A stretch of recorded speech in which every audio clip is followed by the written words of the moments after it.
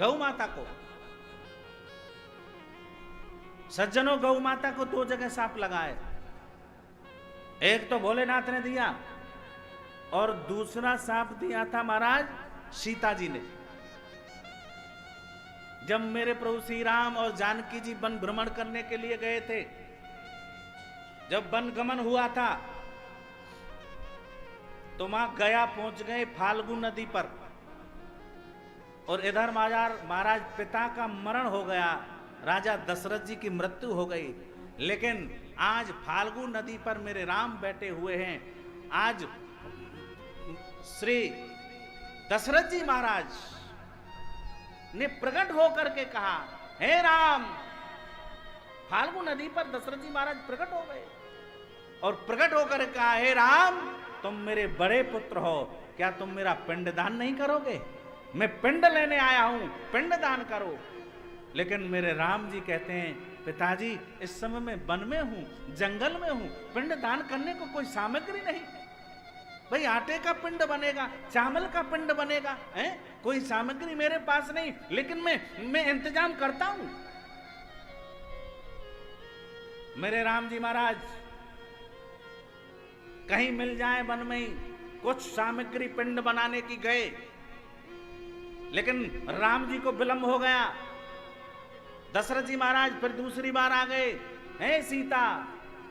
और राम ने तो पिंड दान नहीं किया, राम को विलंब हो गया, सीता तू ही पिंड दान कर दे। दशरथ जी कहते हैं, सीता जी ने कहा, अरे आप तो मेरे ससुर हो, क्या मैं पिंडदान कर सकती हूं? क्यों नहीं, तुम मेरी बेटी हो, बहू बेटी के समान होती है, तुम कर सकती हो। राम नहीं है, पुत्र के अभाव में बहू पिंडदान कर सकती है। सीता तुम जल्दी करो। सज्जनों, जानकी जी ने यहां एक ब्राह्मण को बुलाया और बालू मिट्टी के पिंड बनाए। एक पिंड दशरथ जी को दिया, एक पिंड ब्राह्मण को दिया, एक पिंड गौ माता को दिया, एक पिंड महाराज फाल्गु नदी को दिया। फाल्गु नदी को दशरथ जी पिंड लेकर के चले गए। राम जी आए, राम जी ने कहा, सीता क्या पिंडदान कर दिया? बोले हां। अरे सामग्री तो थी नहीं, कैसे पिंडदान किया? बोले मैंने बालू मिट्टी का पिंड बनाया।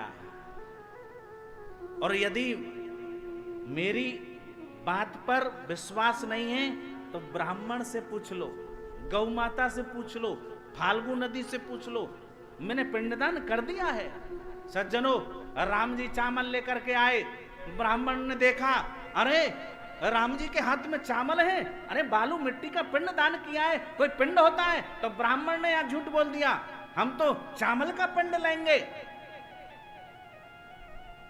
राम जी ने पूछा, बोल पिंड दान हुआ? बोल नहीं। गौ से पूछा, नहीं। फाल्गु नदी से पूछा, नहीं। सबने झूठ बोल दिया। जानकी जी कहती हैं, अरे कोई कोई ब्राह्मण महाराज चावल खाने का बड़ा शौकीन होता है,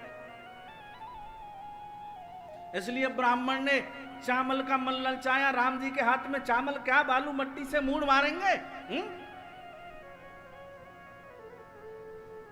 ब्राह्मण ने झूठ बोल दिया। जानकी जी कहती हैं, ए ब्राह्मण, बड़ा चावल का शौक है, एक दिन से नहीं मिले तो सुनो, मैं तुमको साप देती हूं, तुमने झूठ बोला है, कभी तुम्हारे यहां धन नहीं जुड़ेगा, कभी भी, और कभी तुम संतुष्ट नहीं हो पाओगे, कितना भी चावल खा लो। ए गौ माता, ब्राह्मण को साथ गौ माता को भी दिया। है गौ माता सुनो, तुमने इस मुख से झूठ बोला है, तुम्हारा मुख नहीं पूजा जाएगा, पूरे शरीर की पूजा होगी। हे फाल्गु नदी, तुमने झूठ बोला है, तुम्हारे अंदर से जल समाप्त हो जाएगा, लोग आकर के बालू मिट्टी को हटाएंगे तब जल निकलेगा। फाल्गु नदी को सांप है। सज्जनों, यहां आकर के गवाही दी दशरथ जी महाराज ने। फाल्गु नदी में हाथ प्रकट हुआ दशरथ जी महाराज का और पिंड दिखाया बालू मिट्टी का। बोल पिंड दान किया है सीता ने, केवल दशरथ ने। सबने झूठ बोल दिया, केवल दशरथ जी महाराज ने सत्य बोला। आज भी आप जाओगे गया में फाल्गु नदी में, महाराज हम बालू मिट्टी को हटाएंगे तब जल निकलेगा। और आज भी वहां जाकर के लोग पिंडदान करते हैं। दशरथ जी महाराज का ऐसे हाथ निकला हुआ है, वहां पिंडदान करते हैं, आप जाकर के देखना। गौ माता ने 2 बार झूठ बोला। और आपने कभी देखा हो गौदान होता है, यदि ब्राह्मण को जानकारी है, नॉलेज है, जानता है, तो गौदान करते समय आगे से दान नहीं होता, पूंछ पकड़वा करके दान होता है। मुख की पूजा नहीं होती है, पूंछ पकड़ो और दान करो। और परिक्रमा जब लगती है गौ की, तो आगे से परिक्रमा नहीं लगती, परिक्रमा पीछे से और नीचे होकर के निकला जाता है। इसीलिए कि गौ को 2 जगह साफ लगाओ,